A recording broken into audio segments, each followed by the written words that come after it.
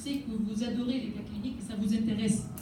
Et là, je vous présente le cas d'une femme de 70 ans, veuve qui habite chez son fils, mais son fils il se déplace beaucoup.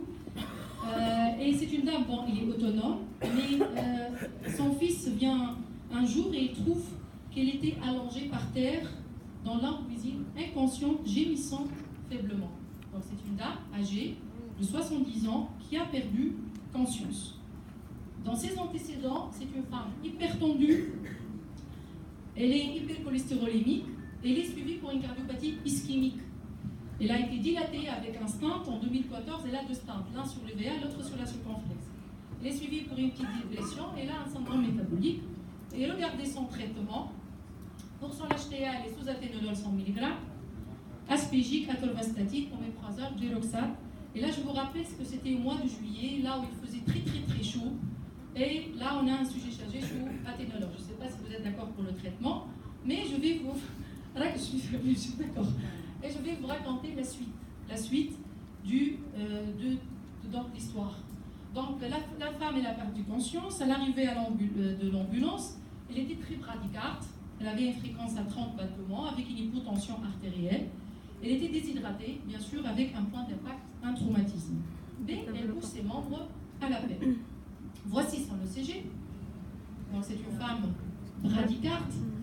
Entre bradycardie nasale, BAV, honnêtement, j'arrive pas à trancher, mais c'est une bradycardie qui est sévère, déjà. Les plaies, probablement c'est un bloc ou le ventriculaire complet, mais c'est une bradycardie qui est sévère.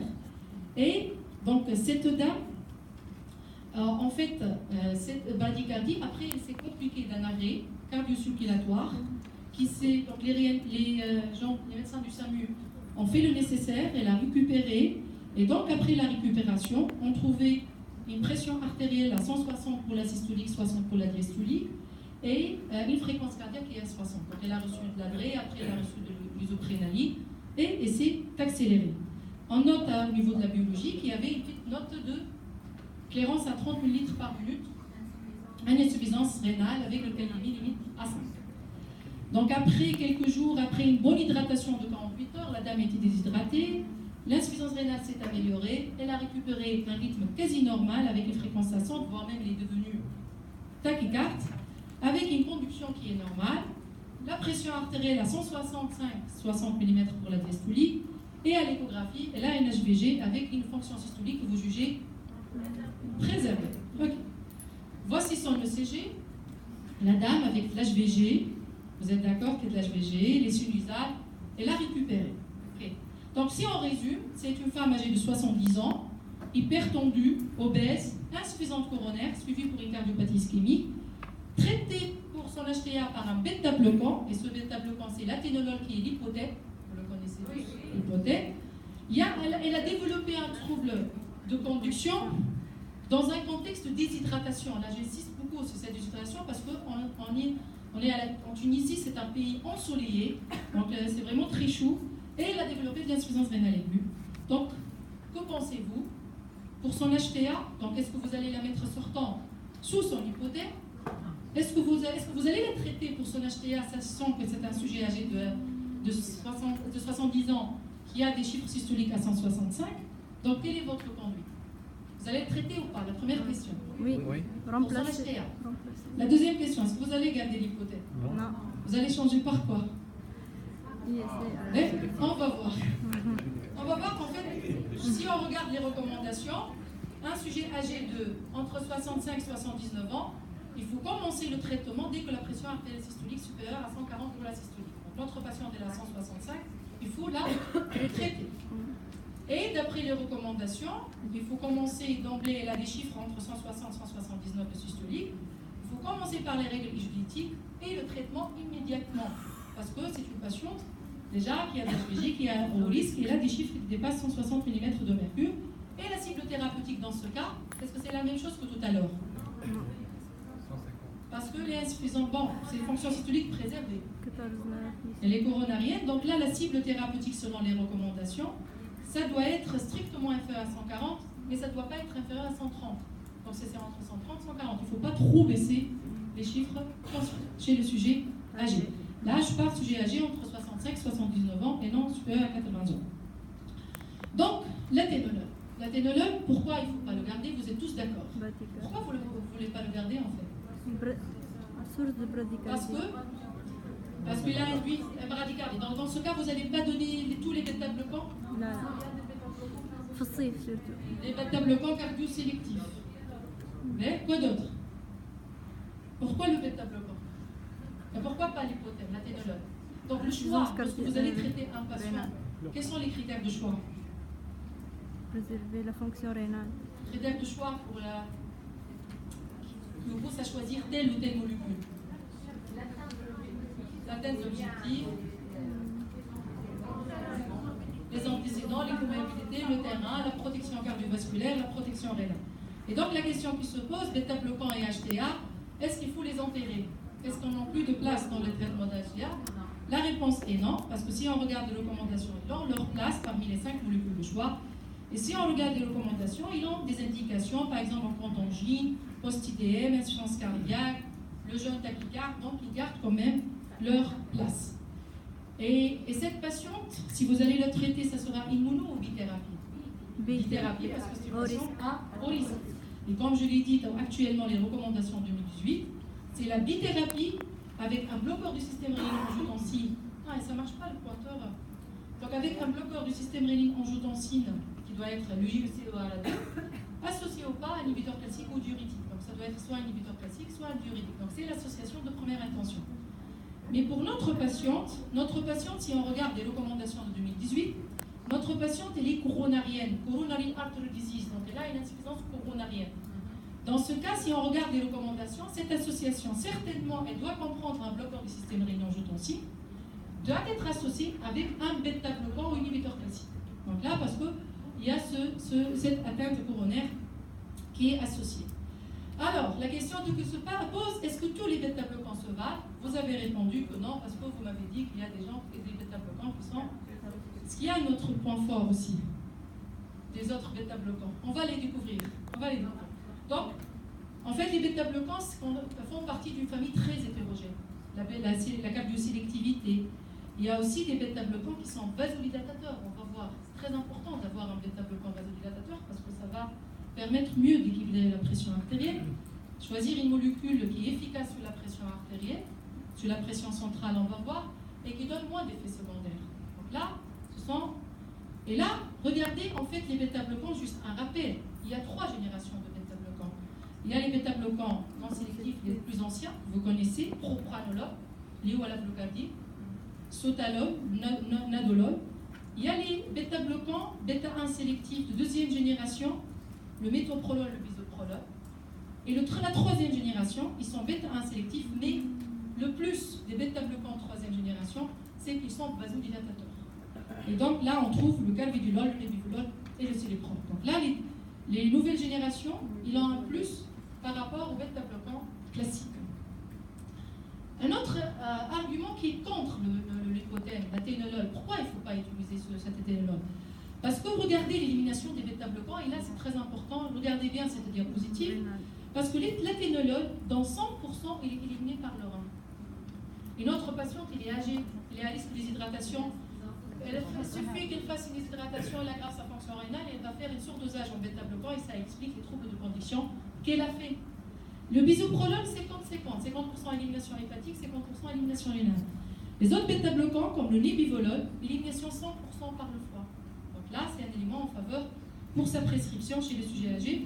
Et là, regardez par exemple, même le propranolol, la bleu, il est éliminé aussi par voie hépatique. Hein. Donc, ces bêta-bloquants, donc l'hypothèse, non, parce que c'est essentiellement sa élimination rénale, surtout sur le sujet âgé. Et les bêta-bloquants aussi, on les reproche le fait qu'ils n'ont pas de protection cardiovasculaire, surtout en matière d'AVC. Là, cette méta-analyse l'a bien démontré, mais je vous réponds que, par exemple, dans cette nouvelle étude qui a été réalisée de 2018, elle a comparé l'hébivolol avec athénolol et métoprolol. Elle a montré que, par exemple, l'hébivolol, il diminue les événements cardiovasculaires, il assure une protection cardiovasculaire par rapport aux bêta-bloquants classiques, comme l'hypothèse, j'insiste, en tant que l'athénolol. Donc, comment on explique ça, d'après vous? Je l'ai dit tout à l'heure, il y a une propriété. Et même donc pour le nébivolol, ça a été... Il a des preuves cliniques. Il y a des preuves cliniques avec l'étude, la fameuse étude senior qui a été réalisée chez des patients âgés supérieurs à 70 ans. 23% uniquement, il avait l'espace cardiaque systolique préservé, la fonction systolique altérée, et il y avait 23% uniquement des patients hypertendus. Et chez ces patients-là, surtout les patients qui ont des antécédents d'ischémie, dans le groupe Nébulool, il y avait une réduction de 32% de la mortalité, de l'hospitalisation pour événements coronariens. Donc, on a des preuves cliniques, mais comment vous l'expliquez? Je vous ai donné tout à l'heure des particularités pour les bêta-bloquants. Sélectivité. Le caractère vasodilatateur, et regardez ici les recommandations 2018, ils le disent bien, que les bêta-bloquants, c'est un groupe très hétérogène, et le Nebuvolol a montré son effet efficace sur la pression artérielle par rapport aux autres bêta-bloquants, par son action sur la pression centrale, la rigidité artérielle, la dysfonction endothéliale, et ça concerne aussi toutes bêta-bloquants vasodilatateurs, qui sont vasodilatateurs, mais le plus on va le voir. Donc regardez. Un bêta-bloquant troisième génération, il est vasodilatateurs. On a dit c'est le carvedilol, le ciliprol, le nebuvolol. Ce sont des vasodilatateurs. Mais le plus puissant, c'est le nebuvolol, c'est une forte action vasodilatatrice qui dépasse 50%. Bien sûr, à côté de leur effet cardiosélectif qui est très important, essentiellement pour l'efficacité et tout. Et donc, cet effet vasodilatateur, il passe par quoi, d'après vous? Pour les êtres bêta-bloquants, c'est surtout l'effet alpha-bloquant. Mais là, pour le nebuvolol, c'est surtout par quoi? On arrive au vif du sujet, j'arrive enfin au monoxyde d'azote. Le titre, je vous rappelle, c'est la place du monoxyde d'azote dans le traitement d'HTN. Fait par la stimulation de la sécrétion de monoxyde d'azote. Monoxyde d'azote, en fait, c'est un médiateur qui est très vasodilatateur. Il est sécrété par l'endothélium. Donc, il a une action vasodilatatrice, mais aussi, il va baisser la pression artérielle, mais il a aussi une action antifibrosante, une action anti-inflammatoire, une action anti-thrombotique. Et le monoxyde d'azote, en fait, et la découverte du monoxyde d'azote par M. Ignaru, il a mérité avec cette découverte le prix Nobel. Il a pris le prix Nobel en 1998, il y a 20 ans maintenant, que la découverte du monoxyde d'azote. On le considère, pourquoi il a pris le prix Nobel? Parce que ce monoxyde d'azote, on le considère comme une molécule miracle.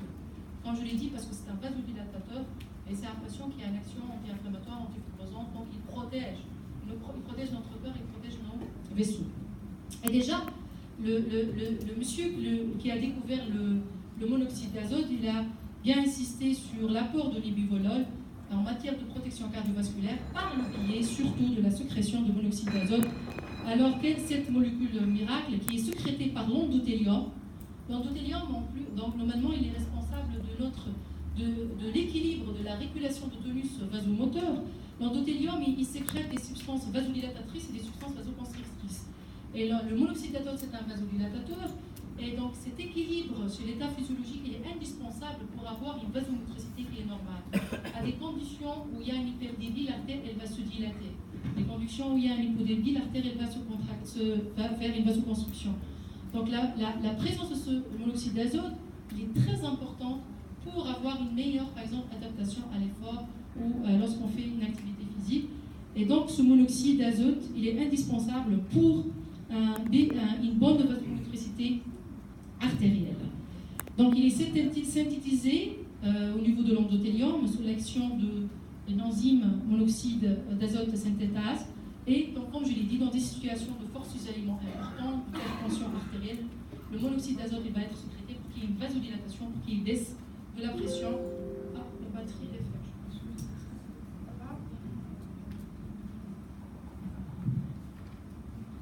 Donc, on parle d'une vasorelaxation endothélium dépendante, c'est-à-dire le monoxyde d'azote, il est très bien, il fait sa fonction, mais il doit être sécrété par un endothélium qui est sain.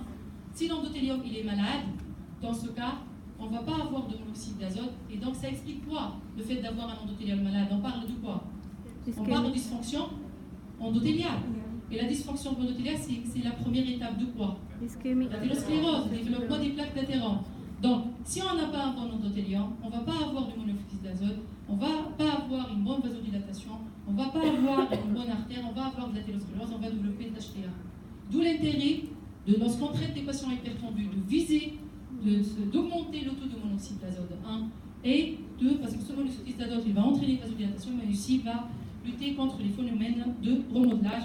Et là, donc, la définition de la dysfonction endothéliale, c'est le manque de monoxyde d'azote. Donc, c'est simple, ça commence par